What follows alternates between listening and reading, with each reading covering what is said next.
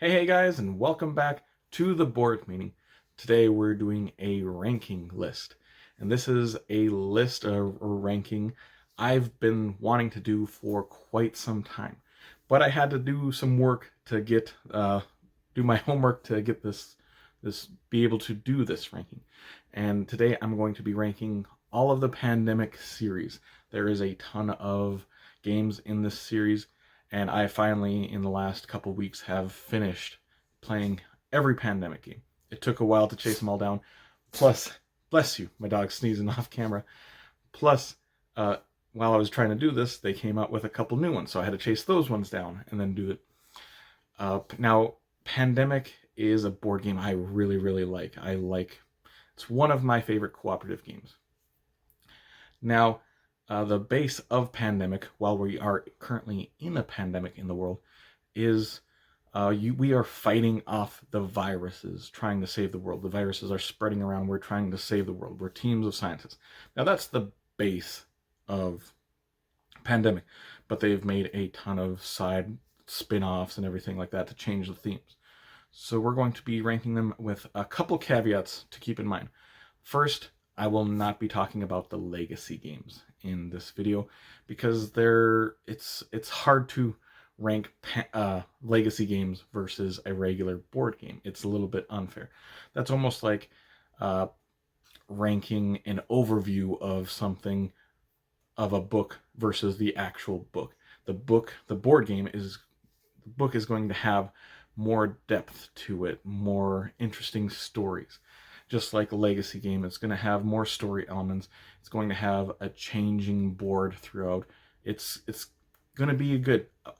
Legacy games are ones that I'd suggest to people. If you have a group of people that you can get together and finish a campaign, I highly suggest playing some of the Pandemic legacy games. They're great. I have not played Season 0 at all, so that's another reason why, because I don't know when I would be able to get a chance to play through Season 0. The second caveat is we are just talking about the base games of these. If one of them has expansions, we are throwing them out. We're not including them in this. We're only ranking the base games of this. And there's not a ton of expansions for these games. The base games got a couple, and a couple of the other ones have expansions. But so we're just talking about the base games. With these, there's 11 games that I'll be talking about, so let's get to 11. My least favorite Pandemic, but still, these games don't rank from bad to great. In my opinion, these games rank from okay to amazing. So yeah, there's not a game in the series that I think is horrible. So the first one, number 11, I should say, is Pandemic Rapid Response. Now this is a real-time game, and the setting of this one is you are actually on a plane and you are manufacturing goods. You're a team of scientists, and you are manufacturing goods, and you are rolling dice. You are trying to move around this board, which is a plane, going from room to room, manufacturing these goods, and then you're also moving the plane around the globe, and you're going to be dropping off specific medicines to specific cities. It's not a bad game, but it's a real-time game. You're going to be flipping an hourglass and versing that, basically. I'm usually not a big fan of real-time games. They are either real-time games are either I really like them or they're meh to me. This is one of them that's kind of meh to me. It's a fine game, but it is my least favorite in this series. I think this is one of them that Matt Leacock, the designer of the regular Pandemic, is not associated with, if I remember. I think it's Kane Klinko for this one. But let's go to number 10. And actually, I'm going to combine number 10 and number 9, and that is because this is these filler games that they've started coming out with. This is Pandemic Hot Zone, and there's America and Europe. I'll probably put Europe at number 9 and America at number 10, but they're just the same game as the base game, except instead of trying to cure 4 diseases, you are trying to cure 3 diseases. And instead of the entire globe being your board, you are just going to have one single country. So, like, there's the North America one, and then there's the Europe one. They're the same game, and Why I rank them lower on this list, they're not horrible, they're just the filler version. Why I rank them lower is because the setup time, actually. Because the setup time is basically still long, but it's a filler game. So that setup time is still going to be 10 to 15 minutes long, but you're only going to get a 30-minute game out of it. So that's not a good setup time to play ratio, in my opinion. So it's a filler game, but it's going to take a while to set up. So it's not a filler game, in my opinion. It's kind of strange. But they're still fine games if you want to play them. I've played them solo quite a bit, actually. One of my favorite solo games in these series, just because they're smaller footprint on your table. Going to number 8. Number 8 is Pandemic Rising Tides. Now, this has the setting, I think you were in, what is it, the Netherlands? Yeah, you are in the Netherlands, and the water is coming inland, and you are trying to dike off everything to stop the waters from coming into you and flooding your entire regions. Uh, and the goal of this game, instead of curing viruses, is you are trying to build 4 of these modern hydraulic system pumps, or whatever they're called. And it's interesting, but the why it's farther up on this list than farther down is because, to me, this is the most fiddly out of all of the games. It's not horrible fiddly, but it's going to take some getting used to of how the water's flowing into inland and how the water all works in this game. It's a little bit different than the other games in this series. So yes, number 8 is the Rising Tide game. Number 7 is the game the most surprising to me on this list. Number 7 is Pandemic Contagion. A lot of people don't even consider this part of the series because this is the most different game in this series. First of all, it's the only game that's not cooperative. Secondly, you aren't playing as heroes that trying to save things in this one. You are playing as the virus in this one. Your goal in this game is to basically kill as many people in the world as you possibly can, trying to be the best virus you can be. And this game is this engine building game where at the start of the game you're not infecting as much. By the end of the game, if you've moved along so much of these tracks, you're going to get better special powers throughout the game. And this is one that gets trashed on a lot. And this is the one that actually finished me playing all of the Pandemic games, because I was putting this one off for a very long time because I'd heard how bad some people thought it was. To me, it's not a bad game. It's just different. If you're going into this expecting Pandemic, this is nothing like any of the other Pandemics, especially not being cooperative and being competitive instead. So I just think it's got a bad rep, and it may be just because it's not like the other ones, but I still think it's a really good game. Yeah, starting with this one and going down, all of these now I think are really good games, really solid games in the series. So let's go to where are we at? Number 6. Number 6 is Pandemic Fall of Rome. Now this one you are playing as the Roman Empire, and you are trying to fight against the hordes of barbarians. There's 5 different barbarian tribes that you're trying to fight off against. And one thing that makes this one interesting is this one is dice related. When you're trying to fight off these barbarian tribes, you're going to roll dice, and that will determine how effective you are at fighting these. Maybe you won't take out any of the barbarians. So it's not like in the other games, you go to a spot and you use an action and you cure that disease, or you treat that disease and the diseases come off. Here you go to that spot and you roll a dice and you decide, and that decides how well you do at taking care of the barbarians or the virus in the other games. And that makes it a little bit interesting. Also, you get multiple player powers in this one, which I always enjoy. And how the tribes move, they're going to be moving along this track, depending on which tribe it is. And you are trying to make allies of all of these barbarians or wipe them out. Either or. But it's a very solid game. I like it. I like the theme a lot. So yeah, number 6 was Pandemic Fall of Rome. Going to where we at? Number 5. This is Base Pandemic. This is what started it all. I think this game came out in 2008. I might be wrong about that.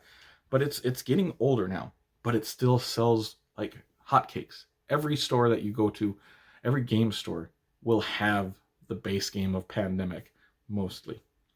Now, this is the game that Matt Leacock designed right away. This has led the way to all it.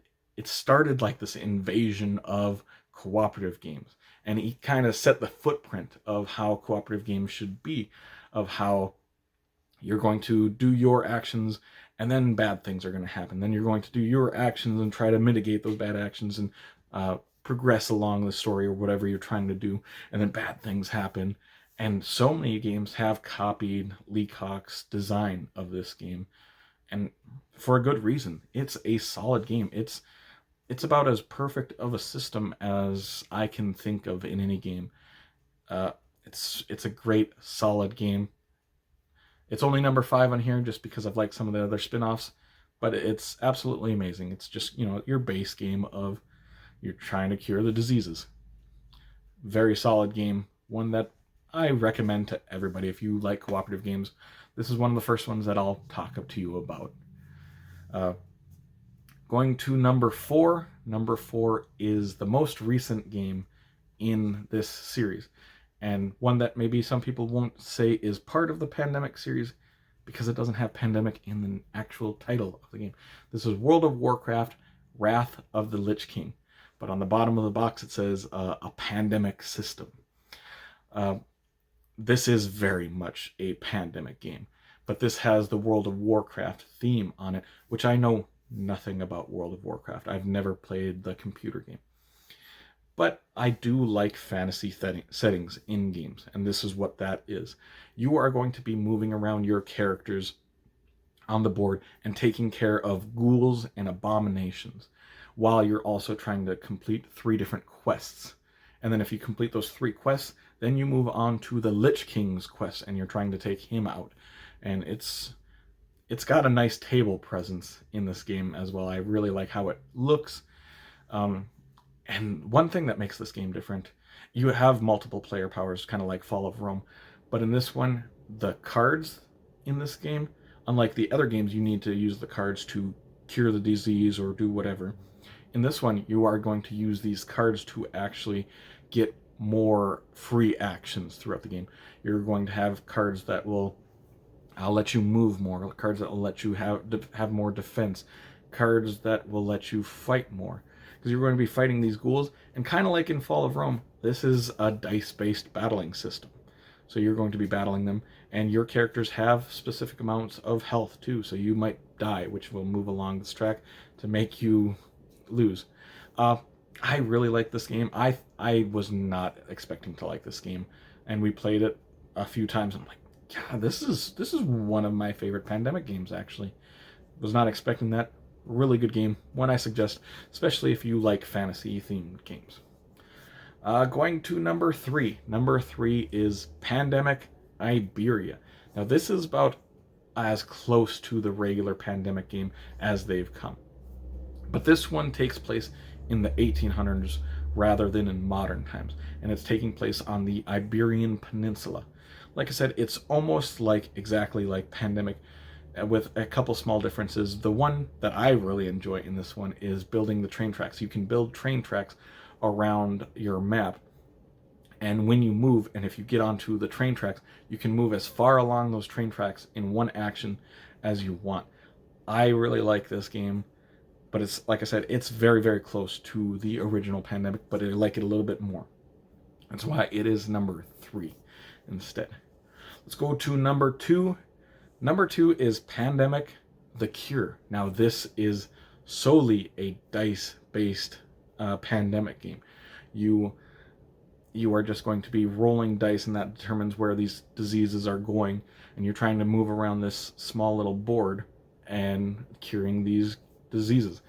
Why I really like this one so much, even though I very seldom win this one probably has my lowest win percentage. It is mostly, I shouldn't say mostly, it is very much a luck-based game. You have to play right, but it is luck-based for the most part, because you're rolling dice. You are moving around the board, curing the disease dice. Why I like this one so much is because this is the only game that has a super fast setup. You are literally going to put out this board, and then you're going to put out these locations around it, and then you're just going to roll your dice and put them around, and that's the entire setup. This is like there's the filler games that they made earlier, but like I said, those took still 10 to 15 minutes to set up. This game takes 2 minutes maybe to set up, plus it is only like a 20 to 30 minute game. So this, if you're looking for a filler game for Pandemic, this is your filler game. This is one you can play in 20 to 30 minutes that I really, really enjoy. It's got interesting choices, hard choices, and the drama in it is a lot more, because you take out these dice and you're rolling them and you're like, I hope I don't roll a 6, because if that 6 goes on this spot, I'm going to lose the game. But if you lose, it's so fast that you're like, okay, let's set it up again. I think the first time I played this game, I ended up playing it like 4 or 5 times in a row, because it's just fast and fun. So yes, number 2 is Pandemic the Cure. And number 1 is going to be one that maybe a lot of people aren't going to like, but this is Pandemic Reign of Cthulhu. I am a big horror fan, just in general. I like horror movies. I like horror books. I love horror board games. And in this Pandemic game, you are going to be fighting against these cultists. The cultists are the virus in this game. And these cultists are going to be summoning these old ones. And like I said, I like horror-themed ones, but the real reason why I have this as my favorite one is because these cultists are going to be summoning these old ones on top, and there's a bunch of different old ones on the track that you'll reveal when certain things happen. And these old gods are going to do just nasty, horrible things that are going to make your game that much harder. I said the Cure was probably my game that I have the lowest win percentage on. This has got to be the second one. We very seldom win this one either, but I have a great time doing it with them, the cultists and everything. The theme speaks to me. It's probably my favorite theme out of all of them, and that probably helps it a lot. But the gameplay itself also is one of my favorite, with the old gods and the special powers that are randomly coming out. I really like that. And that will complete this entire ranking list of all the Pandemic games. I'd love to hear you guys, how you rank these games. What is your favorite of the Pandemic games? With that being said, if you did enjoy this video, make sure to like and subscribe to see more weekly content from me, Shane, at the board meeting in the future. Hope you all have an amazing day. Take care.